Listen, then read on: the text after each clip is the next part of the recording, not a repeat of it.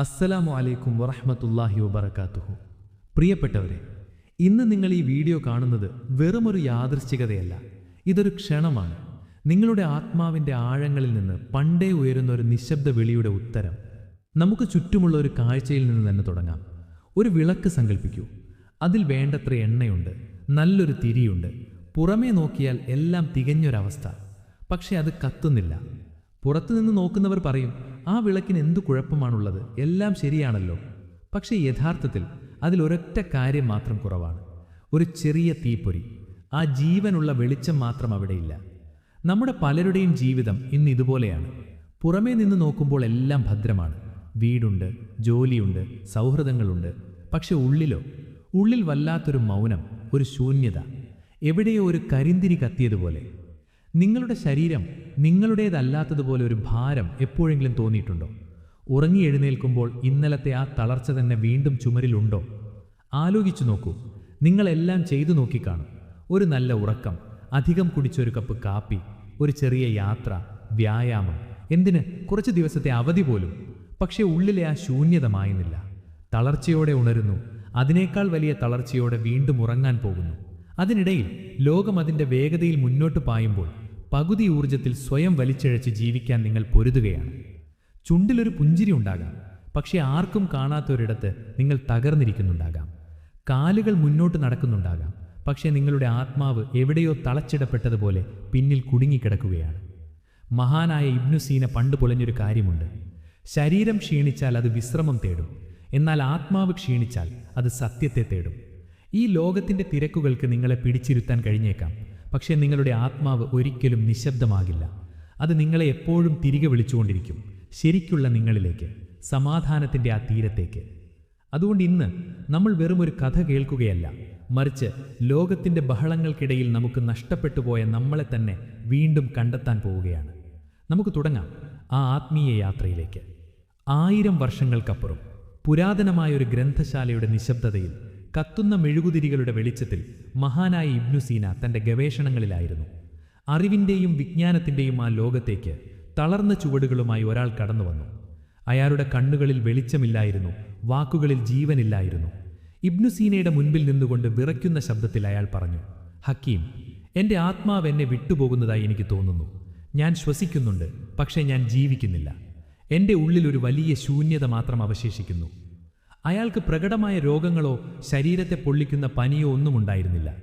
വൈദ്യശാസ്ത്ര ഗ്രന്ഥങ്ങളിൽ പറയുന്ന മുറിവുകൾ ആ ശരീരത്തിൽ കാണാനില്ല. പക്ഷെ അയാൾ ഉള്ളിൽ നീറുകയായിരുന്നു. ഇബ്നു സീന തൻ്റെ കയ്യിലുണ്ടായിരുന്ന തൂലിക താഴെ വെച്ചു. ദീർഘനേരം ഒരക്ഷരം പോലും മിണ്ടാതെ ആ മനുഷ്യൻ്റെ കണ്ണുകളിലേക്ക് നോക്കി നിന്നു.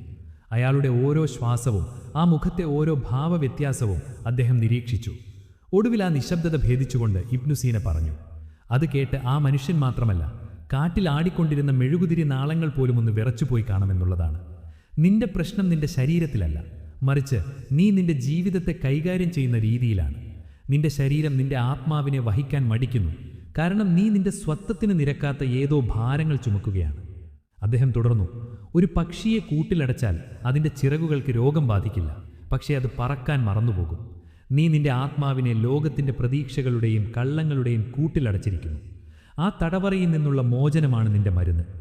ആ നിമിഷം മുതൽ ആ മനുഷ്യൻ രോഗശമനം അനുഭവിക്കാൻ തുടങ്ങി.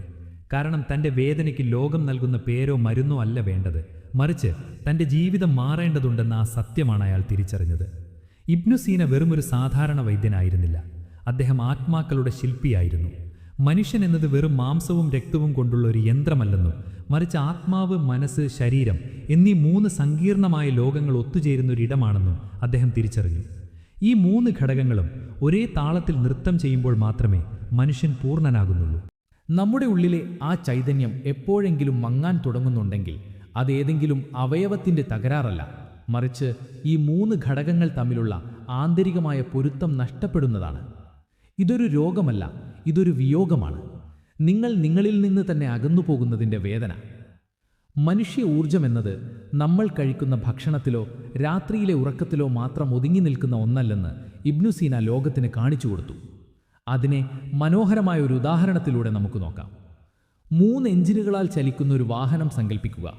ശരീരം ഇതിൻ്റെ ഇന്ധനം ഭക്ഷണവും വിശ്രമവുമാണ്. മനസ്സ് ഇതിൻ്റെ ഇന്ധനം അറിവും ചിന്തകളുമാണ്. ആത്മാവ്, ഇതിൻ്റെ ഇന്ധനം സത്യത്തോടും സ്രഷ്ടാവിനോടുമുള്ള പൊരുത്തമാണ്. ഇതിൽ ഒരു എഞ്ചിൻ മാത്രം, ശരീരം മാത്രം പ്രവർത്തിച്ചാൽ നിങ്ങൾ ജീവിതമെന്ന പാതയിൽ കിതച്ചുകൊണ്ട് നീങ്ങും. രണ്ടാമത്തെ എഞ്ചിനായ മനസ്സുകൂടി ഉണർന്നാൽ വേഗത കൂടും. പക്ഷേ ലക്ഷ്യബോധമില്ലാതെ നിങ്ങൾ അലഞ്ഞേക്കാം. എന്നാൽ എന്നാണോ നിങ്ങളുടെ ആത്മാവെന്ന മൂന്നാമത്തെ എഞ്ചിൻ ഉണരുന്നത്, അന്നാണ് നിങ്ങൾ യഥാർത്ഥത്തിൽ പറക്കാൻ തുടങ്ങുന്നത്.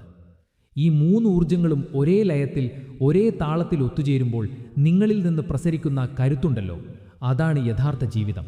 അല്ലാതെ വെറുതെ ശ്വസിക്കുന്നതും സഞ്ചരിക്കുന്നതുമല്ല. നിങ്ങളിലെ ആ മൂന്ന് പ്രകാശങ്ങളും ഒന്നിച്ചു ജ്വലിക്കുമ്പോൾ ഇരുട്ടിന് നിങ്ങളെ തൊടാൻ പോലുമാകില്ല. രണ്ട് തരം തളർച്ചകൾ, പുറമേ കാണുന്നതും അകമേ നീറുന്നതും. ഇവിടെയാണ് നമ്മൾ ഗൗരവമായി ചിന്തിക്കേണ്ട ഒരു രഹസ്യം ഒളിഞ്ഞിരിക്കുന്നത്. തളർച്ച എന്നത് ഒരേ നിറമുള്ളതല്ല. ഇബ്നു സീന ഇതിനെ കൃത്യമായി രണ്ടായി തിരിച്ചിട്ടുണ്ട്. അത് തിരിച്ചറിയുമ്പോഴാണ് നിങ്ങളുടെ മാറ്റം തുടങ്ങുന്നത്. ഒന്നാമത്തേത് സ്വാഭാവികമായ ശാരീരിക തളർച്ച. നിങ്ങൾ ഒരു ദിവസം കഠിനമായി പണിയെടുത്തു, അല്ലെങ്കിൽ ദൂരെ എവിടെയോ യാത്ര പോയി. അപ്പോൾ അനുഭവപ്പെടുന്ന തളർച്ചയാണിത്. ഇത് ശരീരത്തിൻ്റെ സ്വാഭാവികമായ ഒരു വിളി മാത്രമാണ്. ഒരു രാത്രിയിലെ നല്ല ഉറക്കമോ അല്പനേരത്തെ വിശ്രമമോ കൊണ്ട് ഈ തളർച്ച മഞ്ഞുപോലെ ഉരുകിപ്പോകും. അടുത്ത ദിവസം നിങ്ങൾ പുതിയൊരു ഉന്മേഷത്തോടെ ഉണരും.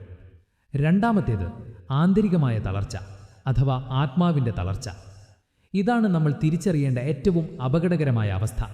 ഇത് പേശികളിൽ നിന്നല്ല വരുന്നത്, മറിച്ച് നിങ്ങളുടെ ഉള്ളിലെ തകർച്ചയിൽ നിന്നാണ്. ഈ തളർച്ച ബാധിച്ച ഒരാഴ്ച തുടർച്ചയായി ഉറങ്ങിയാലും ലോകത്തിലെ ഏറ്റവും നല്ല ഭക്ഷണം കഴിച്ചാലും അയാളിലെ ശൂന്യത മാറില്ല. കാരണം ഈ തളർച്ച മാറേണ്ടത് കിടക്കയിലല്ല, മറിച്ച് നിങ്ങളുടെ ആന്തരിക ജീവിതത്തിലാണ്. ഇതിനെക്കുറിച്ച് മനോഹരമായൊരു സൂഫി കഥയുണ്ട്. ചുട്ടുപൊള്ളുന്ന മണലിലൂടെ തോളിൽ വലിയൊരു സഞ്ചിയുമായി നടന്നു പോകുന്ന ഒരു മനുഷ്യനെ ആളുകൾ കണ്ടു.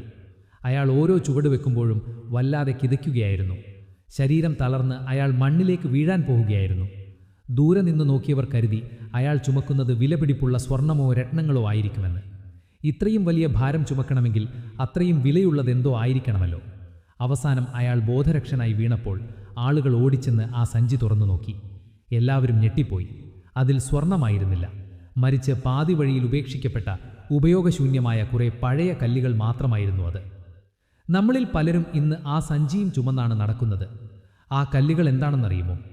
വർഷങ്ങൾക്ക് മുൻപ് ആരോ നിങ്ങളോട് പറഞ്ഞ വേദനിക്കുന്ന വാക്കുകൾ, പാതി വഴിയിൽ തകർന്നുപോയ പഴയ ബന്ധങ്ങളുടെ ഓർമ്മകൾ, മറ്റുള്ളവരുടെ ഇഷ്ടത്തിനു വേണ്ടി നിങ്ങൾ എടുത്തു ചുമന്ന അവരുടെ പ്രതീക്ഷകൾ, പുറത്തു പറയാനാകാതെ നിങ്ങൾ ഉള്ളിൽ കുഴിച്ചുമറിച്ച നിങ്ങളുടെ യഥാർത്ഥ വികാരങ്ങൾ.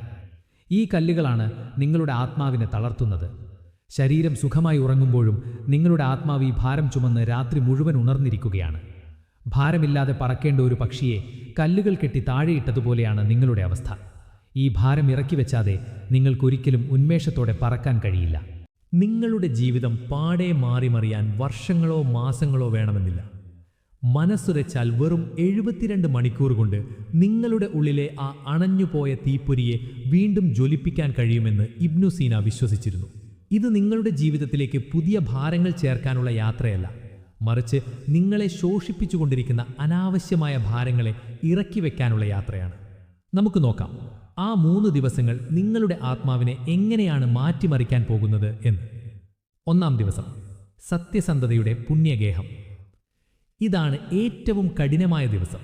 കാരണം ലോകത്തിനു മുന്നിൽ നിങ്ങൾ അണിഞ്ഞാടുന്ന ആ സമാധാനത്തിൻ്റെ മുഖമൂടി അഴിച്ചുവെച്ച് നിങ്ങൾ നിങ്ങളെ തന്നെ നേരിട്ട് കാണാൻ പോകുന്ന ദിവസമാണിത്. നമ്മുടെ ഊർജത്തിൻ്റെ സിംഹഭാഗവും നാം ചിലവഴിക്കുന്നത് എന്തിനാണെന്നറിയാമോ? നമ്മുടെ ഉള്ളിലെ യഥാർത്ഥ വേദനകളെയും സങ്കടങ്ങളെയും ലോകം കാണാതെ അടിച്ചമർത്താൻ. ഉള്ളിൽ പ്രളയം നടക്കുമ്പോഴും പുറത്ത് ശാന്തമായി ചിരിക്കാൻ ശ്രമിക്കുന്നത് ഒരു മനുഷ്യന് ചെയ്യാവുന്ന ഏറ്റവും വലിയ ആത്മീയ ദ്രോഹമാണ്. ആ അഭിനയം നിങ്ങളെ കാർന്നു തിന്നുകയാണ്. ഇന്ന് നിങ്ങൾ നിങ്ങളോട് തന്നെ ചോദിക്കുക, ആരാണ് ഞാൻ ശരിക്കും? എൻ്റെ ഹൃദയത്തെ ശരിക്കും മുറിപ്പെടുത്തുന്നത് എന്താണ്? നിങ്ങളുടെ ഉള്ളിലെ ആ കള്ളങ്ങളോട് ഇന്ന് വിട പറയുക. സത്യം കയ്പുള്ളതാണെങ്കിലും അത് അംഗീകരിക്കുന്നത് നൽകുന്ന ഒരു വലിയ ആശ്വാസമുണ്ട്. ആ സത്യസന്ധതയിൽ നിന്നാണ് നിങ്ങളുടെ ഊർജം വീണ്ടെടുക്കപ്പെടുന്നത്. 2-ാം ദിവസം, ആത്മീയ വിരുന്ന്.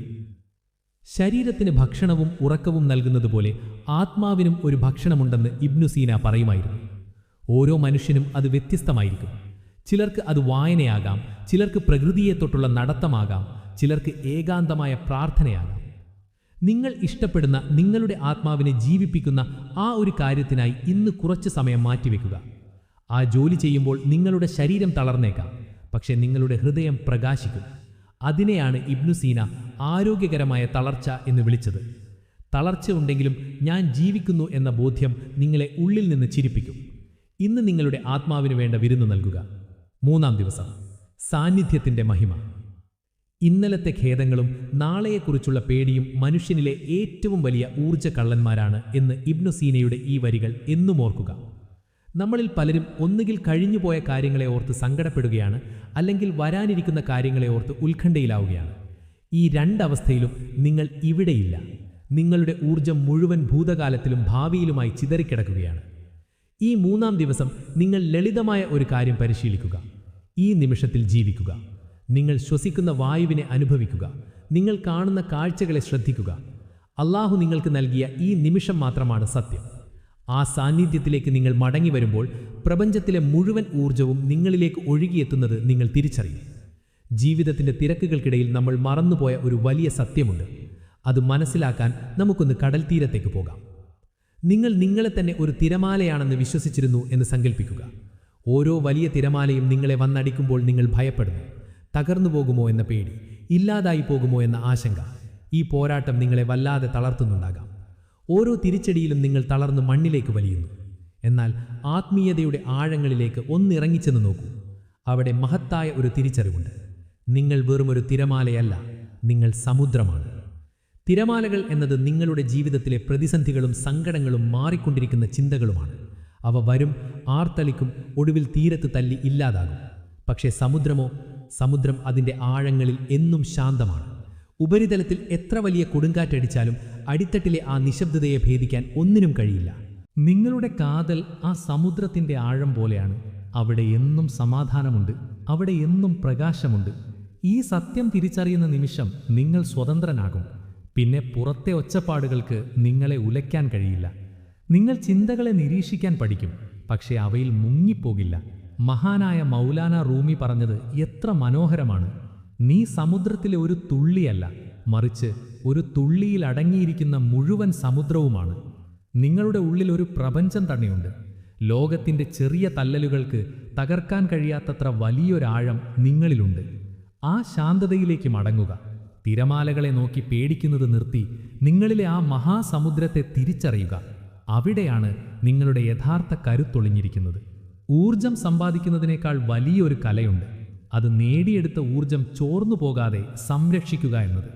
നമ്മളിൽ പലരും വല്ലാതെ തളർന്നു പോകുന്നത് എന്തുകൊണ്ടാണെന്നറിയാമോ? നമ്മുടെ ആത്മാവിൻ്റെ വാതിലുകൾ നാം എല്ലാവർക്കുമായി തുറന്നിട്ടിരിക്കുകയാണ്. ആർക്കും എപ്പോഴും കടന്നു വരാം. നമ്മുടെ സമാധാനം മോഷ്ടിക്കാം, നമ്മുടെ ഊർജം ചോർത്താം. മറ്റുള്ളവർ നമ്മിൽ നിന്ന് എപ്പോഴും ശരി എന്ന് കേൾക്കാൻ ആഗ്രഹിച്ചേക്കാം. അവരെ സന്തോഷിപ്പിക്കാൻ വേണ്ടി നമ്മുടെ മനസ്സ് വേണ്ട എന്ന് നിലവിളിക്കുമ്പോഴും നാം ശരി എന്ന് തലയാട്ടുന്നു. എന്നാൽ ഓർക്കുക, ഓരോ തവണയും നിങ്ങൾ മറ്റൊരാളെ സന്തോഷിപ്പിക്കാൻ വേണ്ടി നിങ്ങളുടെ ഇഷ്ടങ്ങൾക്ക് വിരുദ്ധമായി ശരി എന്ന് പറയുമ്പോൾ നിങ്ങൾ നിങ്ങളോട് തന്നെ അല്ല എന്നാണ് പറയുന്നത്. അത് നിങ്ങളുടെ ആന്തരിക കരുത്തിനെ കാർന്നു തിന്നുന്നു. ഇതിനെ മനോഹരമായ ഒരു ഉദാഹരണത്തിലൂടെ നമുക്ക് നോക്കാം. നിങ്ങളുടെ ജീവിതത്തെ ഒരു പൂന്തോട്ടമായി സങ്കല്പിക്കുക. അവിടെ സ്നേഹത്തിൻ്റെ മനോഹരമായ പൂക്കളുണ്ട്, കരുണയുടെ തണൽ നൽകുന്ന മരങ്ങളുണ്ട്. ആ പൂന്തോട്ടത്തിൻ്റെ ഭംഗി ആസ്വദിക്കാൻ നിങ്ങൾ എല്ലാവരെയും ക്ഷണിക്കുന്നു. അത് നല്ല കാര്യമാണ്. പക്ഷെ ആ പൂന്തോട്ടത്തിന് ചുറ്റും ഒരു വേലിയില്ലെങ്കിൽ എന്ത് സംഭവിക്കും? വരുന്നവർക്കെല്ലാം ആ പൂക്കൾ നുള്ളിയെടുക്കാം, ആ ചെടികൾ ചവിട്ടി മെതിക്കാം, അവിടെ മാലിന്യങ്ങൾ നിക്ഷേപിക്കാം. അധികം വൈകാതെ ആർക്കും മനസ്സിന് സന്തോഷം നൽകിയിരുന്ന ആ പൂന്തോട്ടം വെറും ഒരു പാഴ്നിലമായി മാറും. അവിടെ പൂക്കൾ വിരിയുന്നത് നിൽക്കും, പക്ഷികൾ പാടുന്നത് നിർത്തും. അവിടെ ഒരു വേലി കെട്ടുക എന്നത് മറ്റുള്ളവരോടുള്ള വെറുപ്പല്ല, മറിച്ച് നിങ്ങളുടെ ഉള്ളിലെ ആ പൂന്തോട്ടത്തെ സംരക്ഷിക്കാനുള്ള നിങ്ങളുടെ കടമയാണ്. ആ വേലി ഉള്ളതുകൊണ്ട് മാത്രമാണ് അവിടെ വീണ്ടും പൂക്കൾ വിരിയുന്നത്. എങ്കിൽ മാത്രമേ നിങ്ങളുടെ അടുത്തേക്ക് വരുന്നവർക്ക് ആ പൂക്കളുടെ സുഗന്ധം നൽകാൻ നിങ്ങൾക്ക് കഴിയൂ. അതുകൊണ്ട് പ്രിയപ്പെട്ടവരെ, നിങ്ങളുടെ ജീവിതത്തിന് ചുറ്റും ചില അതിരുകൾ നിശ്ചയിക്കുന്നത് സ്വാർത്ഥമല്ല, മറിച്ച് അത് വലിയ ഒരു വിവേകമാണ്. അത് നിങ്ങളുടെ ആത്മാവിനോട് നിങ്ങൾ ചെയ്യുന്ന നീതിയാണ്. നിങ്ങളുടെ ഊർജം ചോർത്തുന്ന ബന്ധങ്ങളോട് അല്ല എന്ന് പറയാൻ പഠിക്കുക. നിങ്ങളുടെ സമാധാനം കെടുത്തുന്ന ചർച്ചകളിൽ നിന്ന് എഴുന്നേറ്റ് പോകാൻ ശീലിക്കുക. നിങ്ങളെ തളർത്തുന്ന ചിന്തകൾക്ക് മുന്നിൽ വാതിലുകൾ കൊട്ടിയടയ്ക്കുക. നിങ്ങളുടെ ആന്തരിക ലോകത്തിന് ചുറ്റും വ്യക്തമായ അതിരുകളുടെ ഒരു വേലി കെട്ടുക. ആ വേലി നിങ്ങളെ തളർത്തുന്ന കാര്യങ്ങളെ പുറത്തു നിർത്തും, നിങ്ങളുടെ ഉള്ളിലെ സമാധാനത്തെ സുരക്ഷിതമായി സൂക്ഷിക്കും. നിങ്ങൾ ഉള്ളിൽ സമൃദ്ധമായിരിക്കുമ്പോൾ മാത്രമേ ലോകത്തിന് വിളക്ക് നൽകാൻ നിങ്ങൾക്ക് സാധിക്കൂ. പ്രിയപ്പെട്ടവരെ, നമ്മുടെ ഈ ചെറിയ യാത്ര ഇവിടെ അവസാനിക്കുകയല്ല, മറിച്ച് ഇത് നിങ്ങളുടെ ജീവിതത്തിൻ്റെ പുതിയൊരു പുലരിയിലേക്കുള്ള തുടക്കം മാത്രമാണ്. ഈ വീഡിയോ കണ്ട് നിങ്ങൾ തിരികെ പോകുന്നതിന് മുമ്പ് ഒരു നിമിഷം, ഒരൊറ്റ നിമിഷം എല്ലാം നിർത്തി ശാന്തമായിരിക്കൂ. ആഴത്തിലൊന്ന് ശ്വസിക്കൂ. നിങ്ങളുടെ ഹൃദയമിടിപ്പിൻ്റെ ആ താളമൊന്ന് ശ്രദ്ധിക്കൂ. നിങ്ങൾക്കറിയാമോ, നിങ്ങൾക്കൊന്നും നഷ്ടപ്പെട്ടിട്ടില്ല. നിങ്ങൾ എവിടെയും തോറ്റുപോയിട്ടുമില്ല. നിങ്ങൾ നിങ്ങളിൽ നിന്ന് തന്നെ ഒന്ന് അകന്നുപോയി, അത്രമാത്രം. ആ യാത്രയിൽ നിങ്ങളെ തന്നെ ഒന്ന് മറന്നുപോയി. ഇബിൻ സീന നമ്മെ വീണ്ടും ഓർമ്മിപ്പിക്കുന്നു, നിന്റെ ഉള്ളിലെ സമാധാനമാണ് നിന്റെ യഥാർത്ഥ ശക്തി. ലോകത്തെ കീഴടക്കുന്നതിനേക്കാൾ വലിയ വിജയം നിന്നെ തന്നെ തിരിച്ചുപിടിക്കുന്നതാണ്. നിങ്ങൾ ലോകത്തിൻ്റെ മുഴുവൻ ഭാരവും ചുമലിലേറ്റേണ്ടതില്ല. നിങ്ങൾ നിങ്ങളിലേക്ക് തന്നെ മടങ്ങി വന്നാൽ മതി. നിങ്ങളെ തന്നെ ഒന്ന് ചേർത്ത് പിടിച്ചാൽ മതി. അതുകൊണ്ട് ആഴ്ന്നുപോയ നിങ്ങളുടെ ആത്മാവിനെ വീണ്ടും ഉണർത്തൂ. മങ്ങിക്കിടക്കുന്ന നിങ്ങളുടെ ജീവിതത്തെ ആത്മവിശ്വാസത്തിൻ്റെ വെളിച്ചം കൊണ്ട് വീണ്ടും പ്രകാശിപ്പിക്കൂ. നാളേക്ക് മാറ്റിവെക്കരുത്, ഇന്ന് തന്നെ തുടങ്ങും, വളരെ ചെറിയൊരു മാറ്റം കൊണ്ട്. കാരണം സത്യത്തിൽ നിങ്ങൾ നിങ്ങളെ കണ്ടെത്തുന്ന ആ നിമിഷമുണ്ടല്ലോ, അന്നാണ് നിങ്ങൾ ഈ പ്രപഞ്ചം മുഴുവൻ നേടുന്നത്. ഇന്ന് ഈ നിമിഷം ആ ചെറിയ ചുവടുവെപ്പ് നമുക്ക് ഒന്നിച്ചു തുടങ്ങാം. ഒരുപക്ഷെ വർഷങ്ങളായി നിങ്ങൾ അവഗണിക്കാൻ നിങ്ങളോട് തന്നെ സ്നേഹത്തോടെ ഒരു കത്തെഴുതാം. നിങ്ങളുടെ ഊർജം ചോർത്തുന്ന, നിങ്ങളെ തളർത്തുന്ന ഒരു ചെറിയ ശീലമെങ്കിലും ഇന്ന് പടിക്ക് പുറത്തു നിർത്താം. 5 മിനിറ്റ് മാത്രം. മറ്റെല്ലാം മറന്ന് ശാന്തമായിരുന്ന് നിങ്ങളെ സൃഷ്ടിച്ച റബ്ബിനെ സ്മരിക്കാം. നിങ്ങൾ വെക്കുന്ന ചുവടുവെപ്പിൻ്റെ വലിപ്പമല്ല പ്രധാനം, മറിച്ച് നിങ്ങളത് ചെയ്യാൻ തീരുമാനിച്ചു എന്നതാണ് പ്രധാനം. 1000 വർഷങ്ങൾക്ക് മുമ്പ് ഇബിൻ സീന കരുതി വെച്ച ആ വലിയ രഹസ്യം ഇപ്പോൾ നിങ്ങളുടെ ഹൃദയത്തിലുണ്ട്. നിങ്ങളുടെ ഊർജം എവിടെയും പോയിട്ടില്ല. അത് വെറും പാഴ്ഭാരങ്ങൾക്കിടയിൽ ഒന്ന് ഒളിഞ്ഞുപോയതാണ്. ആ ഭാരങ്ങൾ ഇന്ന് നമുക്ക് ഇറക്കി വെക്കാം. സത്യസന്ധമായും ആത്മാവിനോട് പൊരുത്തപ്പെട്ടും പൂർണ്ണമായ ബോധത്തോടെയും ജീവിക്കുക. എപ്പോഴും ഓർക്കുക, നിങ്ങൾ വിചാരിക്കുന്നതിനേക്കാൾ ശക്തനാണ് നിങ്ങൾ. നിങ്ങൾ അനുഭവിക്കുന്നതിനേക്കാൾ എത്രയോ ജീവസുത്തവനാണ് നിങ്ങൾ. ഇനി ആന്തരിക യുദ്ധങ്ങൾ വേണ്ട. ആ സമാധാനം അനുഭവിച്ചു തുടങ്ങൂ. അള്ളാഹു നമ്മെ അനുഗ്രഹിക്കട്ടെ. അസ്സലാമു അലൈക്കും വറഹ്മത്തുള്ളാഹി വബറകാതുഹു.